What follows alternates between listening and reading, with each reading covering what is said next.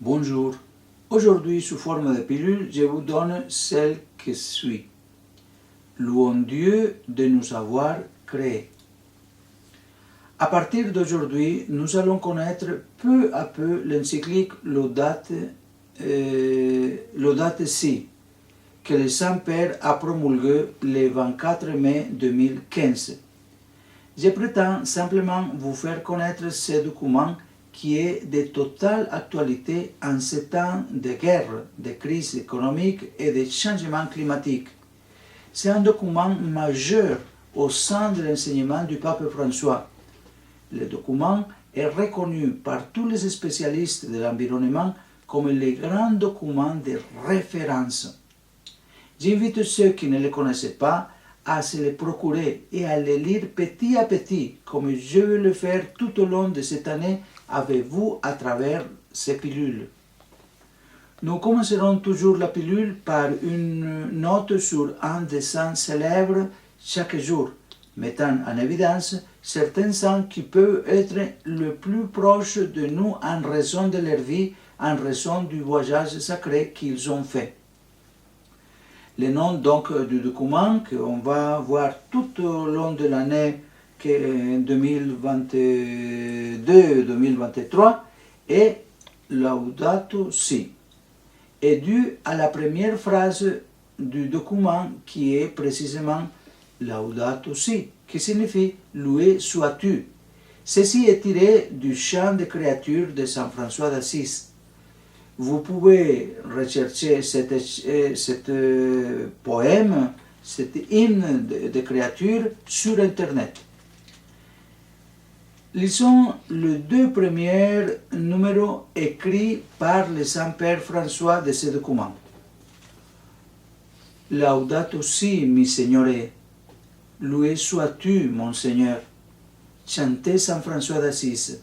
Dans ce beau cantique, il nous rappelle que notre maison commune est aussi comme une sœur avec laquelle nous partageons l'existence et comme une mère belle qui nous accueille à bras ouverts. Loué sois-tu, mon Seigneur, pour ser notre mère la terre, qui nous soutient et nous gouverne et produit divers fruits avec les fleurs colorées et l'herbe. Cette sœur crie en raison des dégâts que nous lui causons par l'utilisation irresponsable et par l'abus des biens que Dieu a déposés en elle. Nous avons grandi en pensant que nous étions ses propriétaires et ses dominateurs autorisés à l'exploiter. La violence qu'il y a dans le cœur humain, blessé par le péché, se manifeste aussi à travers les symptômes de maladies que nous observons dans le sol, dans l'eau, dans l'air et dans les êtres vivants.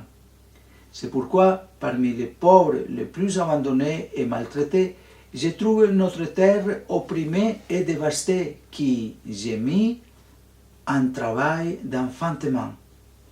Nous oublions que nous-mêmes, nous sommes poussière. Notre propre corps est constitué d'éléments de la planète. Son air est celui qui nous donne le souffle et son eau nous vivifie comme elle nous restaure.